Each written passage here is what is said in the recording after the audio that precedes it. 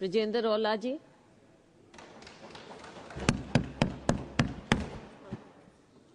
धन्यवाद सभापति जी, आपने मुझे बजट 25-26 पर बोलने का अवसर दिया। किसी भी सरकार का बजट होता है वो सिर्फ इस बात का द्योतक नहीं होना चाहिए कि रुपया कहां से आता है, कहां जाएगा। प्रतियोगी परीक्षा की तैयारी के लिए कहीं और जाने की जरूरत नहीं। राजस्थान की नंबर 1 कोचिंग आधार क्लासेस झुंझुनू, जहां अनुभवी शिक्षकों के मार्गदर्शन में पिछले 4 वर्षों में 500 प्लस सिलेक्शन हुए हैं। नए बैच शुरू हो चुके हैं, आज ही जुड़े।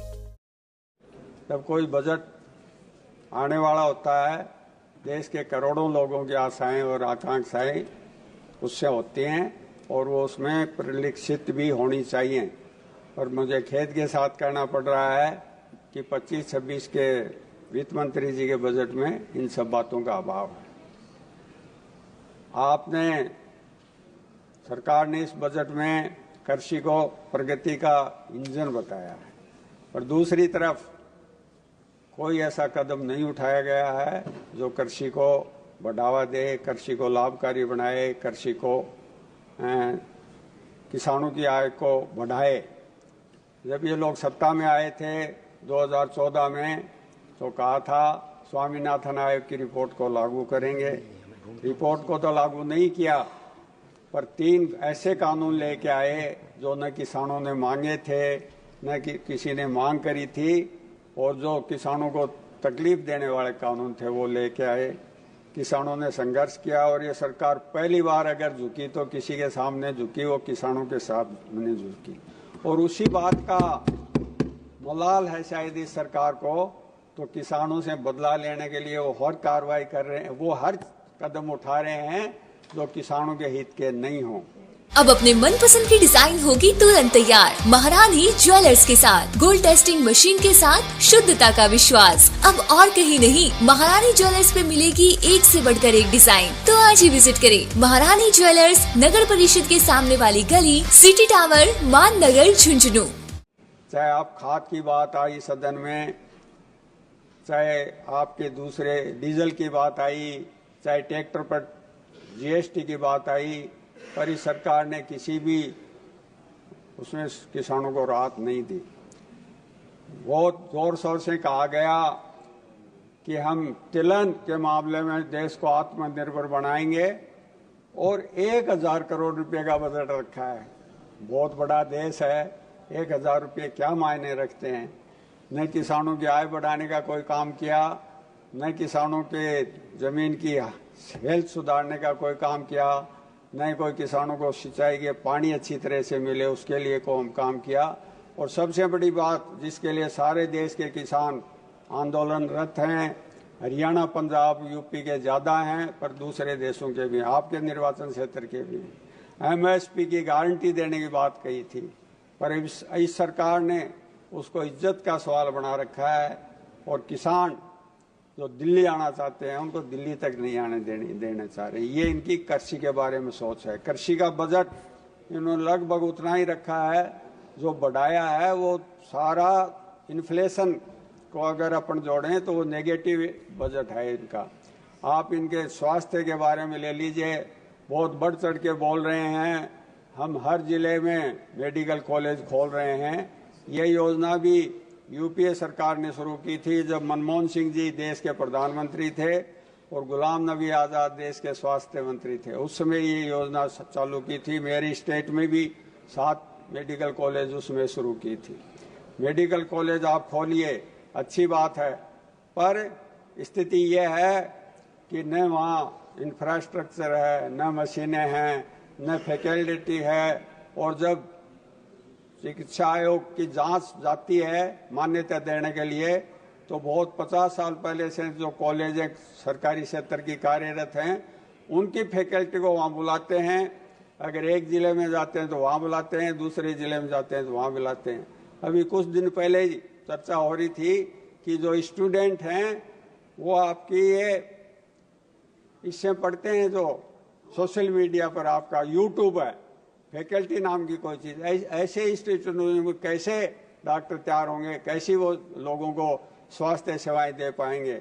बहुत सारी आलोचना करते हैं ये हमारे नेताओं की, पंडित जवाहरलाल जी की करते हैं, पर इनको इंदिरा जी की करते हैं, इन और राजीव जी की करते हैं, जो भी प्रधानमंत्री आए हैं मनमोहन सिंह जी की करते हैं। मगर सारे यूपीए के प्रधानमंत्री हों, चाहे कांग्रेस के प्रधानमंत्री हों या कांग्रेस के समर्थन से जो सरकार चली उनके प्रधानमंत्री हों, ये एक भी 11 साल हो गए एक मेडिकल इंस्टीट्यूट ये एम्स के लेवल का नहीं बना पाए हैं जो दिल्ली का एम्स का है उसके लेवल का। और फिर भी ये कहते हैं हम बहुत चिकित्सा। WHO का मानदंड है कि GDP का 5% हेल्थ के सेक्टर पर, हेल्थ सेवाओं पर, हेल्थ के इंफ्रास्ट्रक्चर पर खर्च करना चाहिए, पर ये उसके कहीं नजदीक भी नहीं है। इनकी खुद की स्वास्थ्य नीति थी 2017 की, उसमें भी 2.5% खर्च करने का है, उसके भी ये कहीं नजदीक नहीं पहुंचे हैं। आज देश के चाहे आप उप स्वास्थ्य के अंदर देखें, चाहे आप प्राथमिक स्वास्थ्य के अंदर देखें, चाहे आप जिला अस्पताल देखें, चाहे आप जिलों के मेडिकल कॉलेज देखें, कहीं वो इंफ्रास्ट्रक्चर नहीं है जो विश्व स्तरीय अपन कह सकें। और फिर भी वाई लूट रहे हैं कि हम इस तरह का व्यवस्था कर रहे हैं। हम राजस्थान में 25 लाख रुपए देते थे एक व्यक्ति को इलाज के लिए बिना किसी शर्त के, और ये 5 लाख की आयुष्मान भारत योजना है उसको भी ठीक ढंग से नहीं चला पा रहे हैं। हेल्थ के सेक्टर में जो सरकारी चिकित्सा संस्थान हैं उनको कमजोर किया जा रहा है, और जो निजी क्षेत्र के चिकित्सा संस्थान हैं उनको बढ़ावा दिया जा रहा है। इस बजट में भी उसी ओर ध्यान दिया है। और आप शिक्षा को ले लीजिए, हजारों लाखों पद खाली पड़े हैं प्रारंभिक शिक्षा में, माध्यमिक शिक्षा में।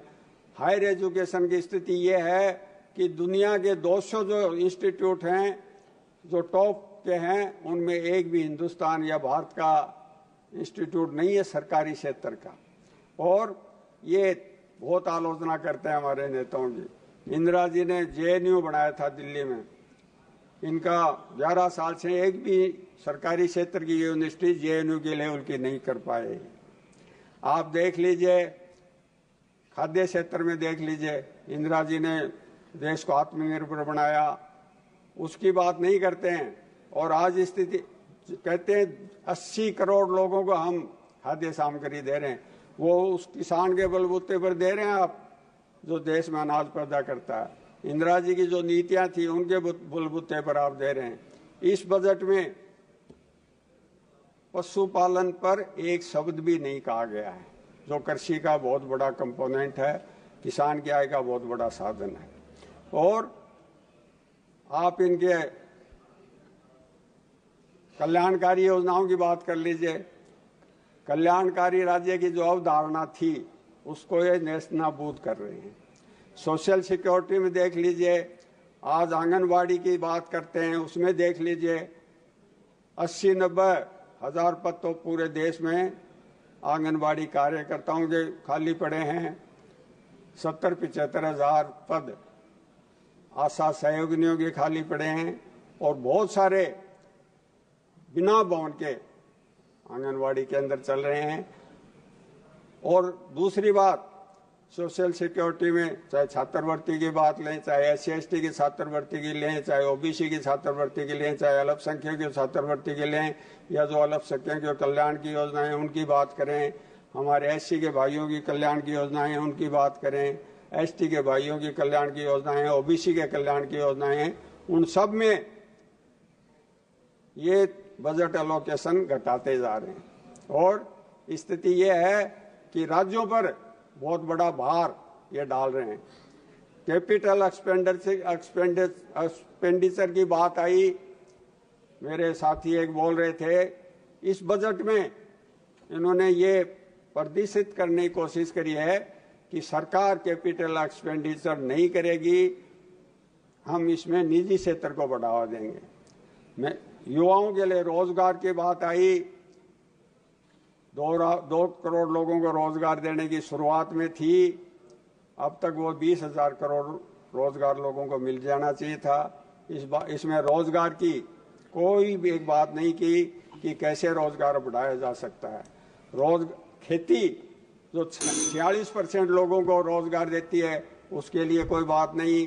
आपका मैन्युफैक्चरिंग सेक्टर जो बहुत बड़ी रोजगार देता है उसकी कोई बात नहीं। आपका सर्विस सेक्टर बहुत बड़ी रोजगार देता है उसकी कोई बात नहीं। कहा गया कि हम परमाणु संयंत्रों को या परमाणु क्षेत्र में काम करने के लिए निजी क्षेत्र को भी खोलेंगे। अध्यक्ष जी, आपको याद होगा जब अमेरिका और भारत के बीच में परमाणु सहयोग के लिए संधि हुई, यही लोग थे जिन्होंने सरकार को गिराने की कोशिश करी, कटघरे में कोशिश करी। आज वो उसी बात को मान रहे हैं कि वो समझौता अच्छा था।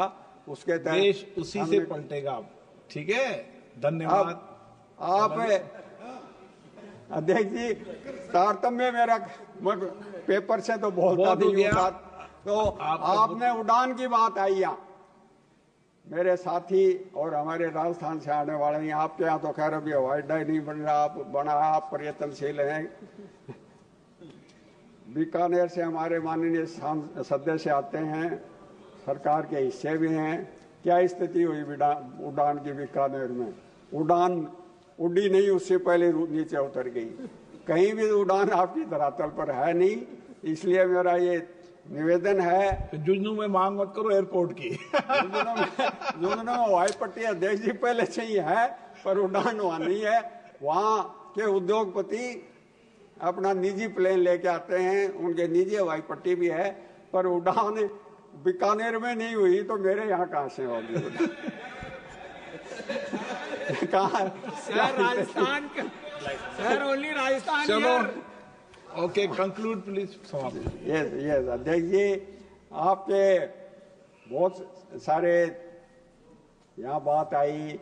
मेरा आपसे आग्रह ये है कि बिजली के सेक्टर में आपने राज्यों पर डाल दिया। पहले आप बोल रहे थे क्या उसका उदय योजना उसका किया, वो इस बजट में कोई चर्चा नहीं है।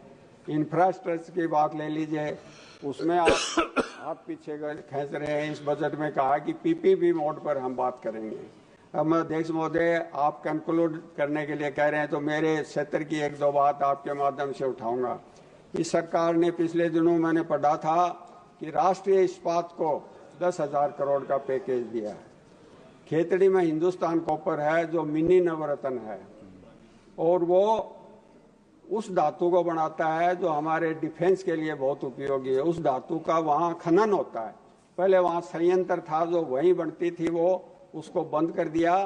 तो जब आप भारतीय इस्पात निगम को दे सकते हैं वो पैकेज, तो आप उसको भी देने का कष्ट करें। झुंझुनू जिले में या मैं कहूँ शेखावाटी में एक ही सरकारी क्षेत्र का उपक्रम है जो हिंदुस्तान कॉपर लिमिटेड है। उसको वहाँ आप संयंत्र स्थापित करें, उसको फुल कैपेसिटी से चलाएं। एक समय था वहाँ 20-25 हजार लोग रोजगार रत थे, पर अब वहाँ सिर्फ 500-600 लोग रोजगार परत रह गए। वहाँ से कच्चा माल आप निकालते हैं जो दूसरी जगह ले जाते हैं। इसलिए मेरा आग्रह है कि आप इस पर भी वित्त मंत्री जी ध्यान दें। ये बजट न किसान के हितैषी है, न ये युवाओं के हितैषी है, न ये आपके आम आदमी का हितैषी है, न ये आपका मध्यम वर्ग के हितैषी बजट है। ये बजट सिर्फ कुछ कारपोरेट घरानों के हित का बजट है, आम आदमी के हित का बजट नहीं है। इसलिए मैं इस बजट का पुरजोर विरोध करता हूँ। धन्यवाद।